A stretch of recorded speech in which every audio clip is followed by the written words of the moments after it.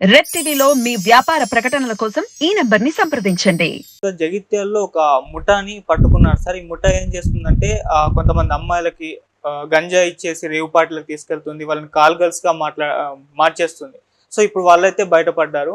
అసలు పేరెంట్స్ అంటే ఈ అమ్మాయిలు ఈ విధంగా మారడాన్ని ఎలా గుర్తించాలి? డ్రగ్స్‌కి అలవాటు పడడాన్ని ఎలా మాన్పించాలంటారు? మీ ఒపీనియన్ ఏంటి సార్ దీనిపైన? అసలు ఈ సంఘటన ఒక సంచలనమైన సంఘటన, ఒక ఆందోళన కలిగించే సంఘటన కూడా. హ్మ్.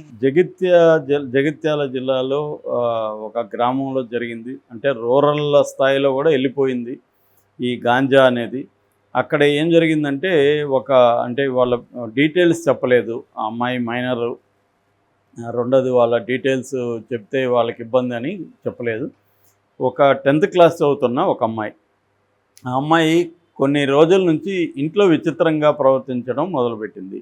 అంటే పెద్ద చదువుకోకపోవడం, సరిగ్గా తినకపోవడం, మాసిన బట్టలు వేసుకోవడం, డబ్బులు ఎక్కువగా అడగడం, ఇలాంటివి కనిపించినప్పుడు వాళ్ళ నాన్నకి ఈ అమ్మాయి మీద డౌట్ వచ్చింది. సో వచ్చినప్పుడు కొన్ని రోజులు ఆయన అబ్జర్వ్ చేశాడు. Something is wrong with this girl అని ఆయన నిఘా పెట్టితే ఆయనకి కొన్ని విషయాలు బయటకు వచ్చాయి. అదేంటంటే ఈ అమ్మాయి గాంజాకి అడిక్ట్ అయిందనే విషయం ఆయనకి తెలిసింది. దాంతో అమ్మాయిని కూర్చోబెట్టుకొని సో అసలు ఏం జరిగింది ఏంటన్నప్పుడు అమ్మాయి ఫస్ట్లో చెప్పలేదు, కానీ తర్వాత బోర్మని ఏడుస్తూ మొత్తం చెప్పింది. అదేంటంటే ఎవరో ఫ్రెండ్ చాక్లెట్లు అని చెప్పి చాక్లెట్ ఇచ్చింది. చాక్లెట్ తింటే అది చాలా మొత్తుగా చాలా బాగుంది, హ్యాపీగా. దాంతో మళ్ళీ అడిగింది. ఆ అమ్మాయి కూడా మళ్ళీ ఇచ్చింది. అలాగా ఈ అమ్మాయి మెల్లగా వాటికి అడిక్ట్ అయిపోయింది. సో ఆ అమ్మాయి ఏం చెప్తే అది చేయడం మొదలుపెట్టింది. ఆ అమ్మాయి ఎవరికో అబ్బాయికి పరిచయం చేసింది. ఆ అబ్బాయిది ఏం చెప్పాడంటే ఒక రేవ్ పార్టీ ఉంది, నువ్వు రా అని చెప్పాడు. రేవ్ పార్టీకి వెళ్ళింది. ఇలాగ ఇంకో వాళ్ళు ఏం చెప్తే అది చేయడం, ఎవరు అబ్బాయితో వెళ్ళమంటే వాళ్ళు వెళ్ళడం, అలాగా మెల్లగా ఈ అమ్మాయిని కాలుగల్లో మార్చేశారు. దాంతోపాటు ఈ అమ్మాయి కాలుగాలు చేయడానికి డబ్బులు కూడా వాళ్ళు ఇచ్చారు. ఆ డబ్బులతో ఈ అమ్మాయి గాంజా కొనుక్కోవడం ఇది కూడా మొదలుపెట్టింది. అంటే ఈ అమ్మాయికి ఏంటంటే గాంజా అడిక్షన్ వల్ల వాళ్ళు ఏం చెప్తే అది చేయడం అలాగా స్టార్ట్ అయింది. దీనివల్ల ఇదేమైందంటే ఈ గాంజా అనేది, అందులో ఈ అమ్మాయి తక్కువ ఏజ్, 15 years. సో ఇది ప్రభావం మైండ్ మీద పడడం మొదలుపెట్టింది. సో దీంతో అమ్మాయి విచిత్రంగా బిహేవ్ చేయడం ఇదంతా ఇదైంది. ఇదంతా ఎప్పుడైతే ఫాదర్కి చెప్పారో, ఫాదర్ ఇమీడియట్గా దీన్ని పోలీసులకి దృష్టికి తీసుకెళ్ళాడు.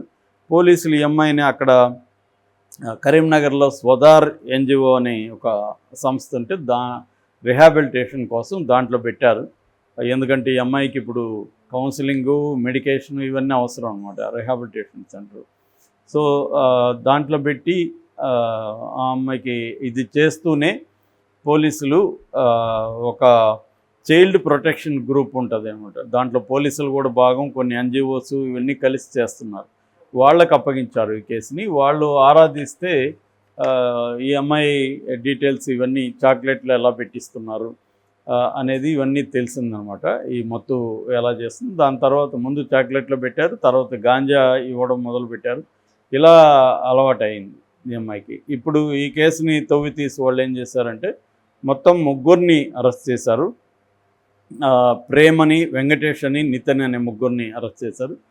ఈ అరెస్ట్ చేసిన తర్వాత వాళ్ళ నిందితులు కన్ఫెస్ అయ్యారు. వాళ్ళు చేసింది అంటే వీళ్ళు 3 కలిసి దాదాపు ఇలాంటి అమ్మాయిల్ని 10 మందిని ఇలాగా తయారు చేశారు. సో ఈ అమ్మాయిలకి ఒక్కొక్కసారి రేవ్ పార్టీకి వచ్చి వీళ్ళు చెప్పిన అబ్బాయిలతో నైట్ స్పెండ్ చేస్తే 10,000 నుంచి 30,000 వరకు కూడా వాళ్ళకి ఇచ్చేవాళ్ళు. సో ఆ డబ్బులతో వీళ్ళే మళ్ళీ గాంజా కొనుక్కోవడం, మిగతా కొద్దిగా వీళ్ళకి కావాల్సిన వస్తువులు కొనుక్కోవడం, ఇలా కూడా మెల్లగా అలవాటైంది. అంటే ఒక పక్క ఫిజికల్గా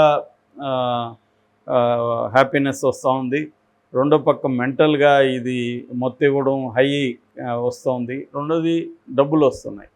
ఇలాగా వాళ్ళు మెల్లగా ఏంటంటే ఈ 3టికి అడిక్ట్ అయిపోయారు అమ్మాయిలు. సో ఆ అడిక్షన్ నుంచి బయటికి రావాలనే వాళ్ళకి ఫీలింగ్ ఉన్నా కూడా దాన్ని రాలేని పరిస్థితి. దాన్ని ఇంట్లో చెప్తే వాళ్ళు తిడతారేమో అని ఇంట్లో చెప్పలేరు, ఎవరికి చెప్పలేరు. ఇలాగా వాళ్ళు ఒక పక్క సఫర్ అవుతున్నారు, ఒక పక్క అడిక్షన్కి లోనైపోయి దాని నుంచి బయటికి రాలేని పరిస్థితి ఉంది. సో ఇది ఒక షాకింగ్ విషయం. దీంతో పోలీసులు సైకాలజిస్టులను పిలిపించి కౌన్సిలింగ్లు వాళ్ళకి ఇప్పిస్తున్నారు. రిహాబిలిటేషన్ టైం పడుతుంది ఇది. సో అసలు మామూలుగా ఇది ముఖ్యంగా పేరెంట్స్, అమ్మాయిలు గర్ల్ చిల్డ్రన్ ఉన్న పేరెంట్స్ ఒకసారిగా షాక్కు గురయ్యారు. మామూలుగా హైదరాబాద్ సిటీలోనో ఎక్కడో జరుగుతుంది అనుకుంటే రూరల్ లెవెల్లో ఇలా వెళ్తే ఎవరు కూడా అక్కడ ఇటువంటి జరుగుతాయని ఊహించరు కాబట్టి సందేహం ఉండదు. మామూలుగా ఈ ఏజ్ గ్రూప్లో ఉండే అమ్మాయిలు అబ్బాయిలు కొద్దిగా తిక్కగా బిహేవ్ చేస్తుంటారు. ఎందుకంటే ఆమె కవిత రాసినట్టుగా ఇది ఘనము కానీ ద్రవము కాని వయసు, పాదరసం లాంటి వయసు. అంటే పాత బాడీలో చేంజెస్ వస్తుంటాయి, మెంటల్గా చేంజెస్ వస్తుంటాయి, రిలేషన్షిప్స్లో చేంజెస్ వస్తుంటాయి.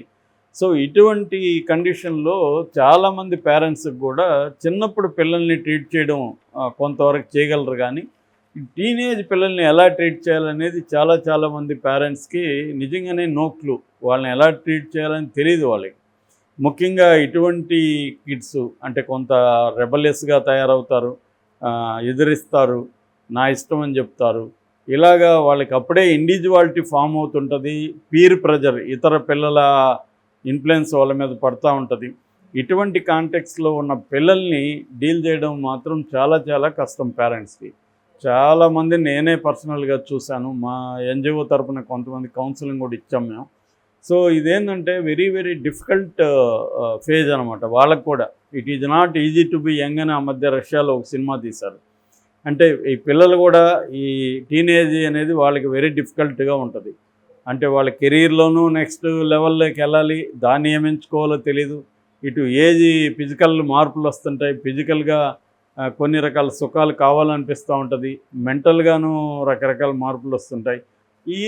ఇక్కడ కరెక్ట్గా పేరెంట్స్ వాళ్ళని నిఘా పెట్టడం, నిఘా అంటే డైరెక్ట్గా పెడితే మళ్ళీ వాళ్ళు అర్ట్ అవుతారు, డైరెక్ట్గా వాళ్ళని కంట్రోల్ చేయడం మొదలు పెడితే వాళ్ళు రెబల్గా మారుతారు. సో వాళ్ళ మీద నిఘా అంటే అర్థం ఏంటంటే వాళ్ళ మీద నువ్వు టైము స్పెండ్ చేయాలి, వాళ్ళతో టైం స్పెండ్ చేయాలి, వాళ్ళతో ఫ్రెండ్లీగా మాట్లాడాలి, వాళ్ళని కంట్రోల్ చేయడం అనేది తగ్గించేయాలి. వాళ్ళతో మాట్లాడి వాళ్ళ స్కూల్లో అయితే స్కూల్లో, కాలేజీలో అయితే కాలేజీలో ఎలా ఉన్నారు ఏంటి రకరకాల విషయాలు ఫ్రెండ్లీగా అడగాలి. మళ్ళీ నువ్వు ఇంట్రాగేట్ చేసినావు, నీకెందుకు అవన్నీ, నువ్వెందుకు అడుగుతున్నావు, నువ్వెందుకు ఇంటర్ఫియర్ అవుతున్నావు, ఇలాగా వాళ్ళు. ఎందుకంటే ఇండివిజువాలిటీ ఫామ్ అవుతుంటుంది. అప్పుడు నేను అనే కాన్షియస్నెస్ పెరుగుతుంది. రెండోది I am okay, you are not okay అనే స్టేజ్ కూడా ఇదే అనమాట. నేను బాగున్నాను, ప్రపంచం బాగాలేదన్న ఫీలింగ్ కూడా వాళ్ళకి వస్తూ ఉంటుంది. అలాంటప్పుడు తల్లిదండ్రులు కంట్రోల్ చేయడం మొదలు పెడితే మాత్రం వాళ్ళు రివర్స్ అవుతారు, రెబల్గా మారిపోతారు. మామూలుగానే లాంగ్ బ్యాక్ ఒక సినిమా ఉంది, రెబల్ వితౌట్ కాజ్ అని. అట్లా వీళ్ళందరూ ఈ ఏజ్ గ్రూప్లో ఉండేవాళ్ళు ఏమి కారణం లేకపోయినా రెబల్గా ఉండడానికి ఇష్టపడతారు. అందుకని పేరెంట్స్ ఇండైరెక్ట్గా వాళ్ళ మీద నిఘా పెట్టడం, వాళ్ళు ఏం చేస్తున్నారు, వాళ్ళ ఫ్రెండ్స్ ఎవరు, వాళ్ళు ఎక్కడికి వెళ్తున్నారు, ఏంటి అనేది చూడడం. అట్లాగే వాళ్ళని క్లోజ్గా అబ్జర్వ్ చేస్తే వాళ్ళు మనతో మాట్లాడేటప్పుడు మన ఐ కాంటాక్ట్లో ఉండి మాట్లాడుతున్నారా. ఎందుకంటే డ్రగ్స్కి అలవాటైన వాళ్ళు ఐ కాంటాక్ట్ ఉండదు ఎక్కువ సార్లు. తర్వాత వాళ్ళు ఒంటరిగా ఉండడానికి ఇష్టపడతారు. ఎక్కువసేపు వాళ్ళ గది ఉంటే గది లోపలకి వెళ్ళిపోయి తలుపులు వేసుకొని ఒంటరిగా ఉండడం, ఆ పనులకి ఇష్టపడతారు. ఫ్రీగా కలవరు. ఎక్కడికన్నా ఏదన్నా ఫంక్షన్కి రమ్మంటాను, లేకపోతే గుంపులో ఉంటే అక్కడికి రమ్మంటాను, వాళ్ళు రారు. రకరకాల వాదనలు వేసుకుంటారు, వాళ్ళు రిజిడ్గా తయారవుతారు. మూడోది ఏంటంటే వాళ్ళు కంఫర్ట్ జోన్లో నుంచి బ్రేక్ చేసుకొని రారు. ఒక కంఫర్ట్ జోన్ వాళ్ళు క్రియేట్ చేసుకుంటారు, ఆ కంఫర్ట్ జోన్లోనే ఉంటారు. అట్లాగే వాళ్ళు బట్టల మీద ఎక్కువ శ్రద్ధ పెట్టరు. ఈ డ్రగ్స్కి అలవాటైన వాళ్ళు మాసిన బట్టలు వేసుకోవడం, అలా ఉండడం, పెద్దగా అలంకరణ మీద శ్రద్ధ పెట్టకపోవడం, చదువు మీద కానీ స్టడీస్ మీద ఫోకస్ చేయకపోవడం, ఈ లక్షణాలు ఉంటాయి. అట్లాగే డబ్బులు, వాళ్ళకి ఎంత డబ్బులైనా సరిపోదు, ఎందుకంటే డ్రగ్స్కి అలవాటు అయిపోయి ఉంటారు. సో దానివల్ల డబ్బులు ఎక్కువ ఖర్చు పెట్టాల్సి ఉంటుంది. అందుకని ఏదో పద్ధతిలో మనల్ని డబ్బులు అడగడం, ఫీజునో అదనో ఇదనో స్కూల్లో దానికి కట్టాలనో ఏదో ఒకటి అడగడం, ఇవన్నీ చేస్తున్నాడు. అంటే గతంతో పోలిస్తే ఈ అమ్మాయిలో కానీ అబ్బాయిలో కానీ ఏమేమి మార్పులు వచ్చాయనేది వెరీ క్లోజ్గా మనం అబ్జర్వ్ చేస్తే మనకి అర్థమవుతుంది. అర్థమైనాక ఏం చేయాలి, అర్థమైనాక ఇటువంటి డ్రగ్స్ రిలేటెడ్గానే ఉందంటే ఖచ్చితంగా పోలీసులను అప్రోచ్ కావాలి. లేదు ఇంకేదైనా ఇష్యూస్ ఉన్నాయి అనుకున్నప్పుడు ఖచ్చితంగా సైకాలజిస్టులని కలవడం, సైకాలజిస్టుల దగ్గరికి వీళ్ళని తీసుకెళ్ళడం, వీళ్ళకి కౌన్సిలింగ్లు ఇప్పించడం ఇచ్చేయాలి. అట్ ద సేమ్ టైం వాళ్ళకి సపోర్టివ్గా ఉండాలి. వాళ్ళని ఏదో నేరస్తుల్లాగా వాళ్ళ ఆల్రెడీ ఒక గిల్ట్ వాళ్ళకి లోపల ఉంటుంది.